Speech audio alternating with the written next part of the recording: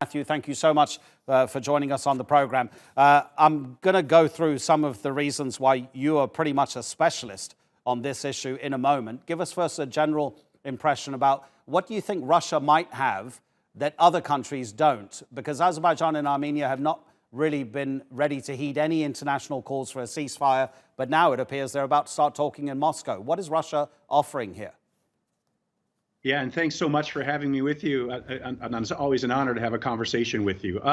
What Russia is offering is that it is the co-chair that cares the most, that is a neighbor to the conflict, and has a president who is hugely influential in both Yerevan and Baku. And Yerevan, you know, Russia basically is in control of huge swaths of the Armenian economy.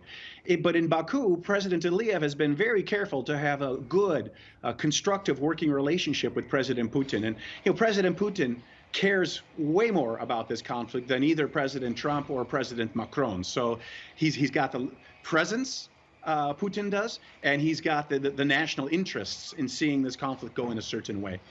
So not only were you U.S. ambassador in Baku, you're also co-chair of the Minsk Group, which is the body charged with finding a longer-term solution to the Nagorno-Karabakh conflict, which is decades old, of course. And also you've been a diplomat in Russia. During all of your time looking at this particular conflict and your dealings with the State Department and all of that, what are your impressions about how this thing is going to be resolved? Are there red lines that are simply stopping a resolution until now? I think the resolution is emerging on the horizon, and the red line is sort of, you could say it's a red line. It's that I think Azerbaijan lost faith in Prime Minister Pashinyan's willingness to negotiate in good faith. Prime Minister Pashinyan has announced that everything that had been preliminarily agreed over the course of 15 years, he's throwing out the window, and he wants to begin from the end of the negotiating process in a way by saying the talks will begin based on Azerbaijan recognizing Nagorno-Karabakh's independence. That's a non-starter for Azerbaijan. So once the fighting began, I think Azerbaijan has been determined to continue in a careful strategy, we can talk about if you wish, but until Azerbaijan has recovered enough territory and is able to hold on to it so that 100,000 or more of its people can return to their homes. And then Azerbaijan can enter negotiations on the future status of Nagorno-Karabakh with a new political map in place and from a position of strength in terms of negotiations. Matthew, what do you make of the criticism of Turkey here? There has been international criticism that Turkey is overly involved on the side of Azerbaijan, and yet President Aliyev, he says that Turkey, as far as he's concerned, has to be involved in the potential outcome to what's going on. Yeah, well, first of all, it's absolutely natural that Turkey's involved. As so many people know, the mantra between the two countries is one nation, two states.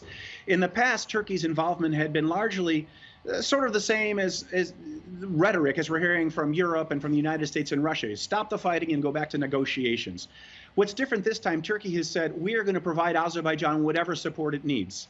I think that support to date has been sales of precision UAVs, so unmanned aerial vehicles. There's nothing wrong with that. Russia is selling weapons to both sides in the conflict. I think Turkey's role has been strategic advice. I don't know about military advisors on the ground. I don't know. They could be there. And I think Turkey has decided or has recognized that the United States is really not present in the South Caucasus as it used to be. So there is a diplomatic vacuum that has emerged for sure since the clashes in last July between Armenia and Azerbaijan. And Turkey has said somebody's got to be here in the region to counterbalance Russia. Left alone without the U.S. to balance, Russia will have full control over the outcome of events. And so as someone who grew up, as a NATO man through and through, I actually think it's good for the Western alliance, for NATO, that the country with the second largest military in NATO is providing a counterbalance to Russia's influence right now on this conflict. Matthew, thank you again. Always a pleasure to have you on the program. Matthew Bryza, former U.S. ambassador to Azerbaijan.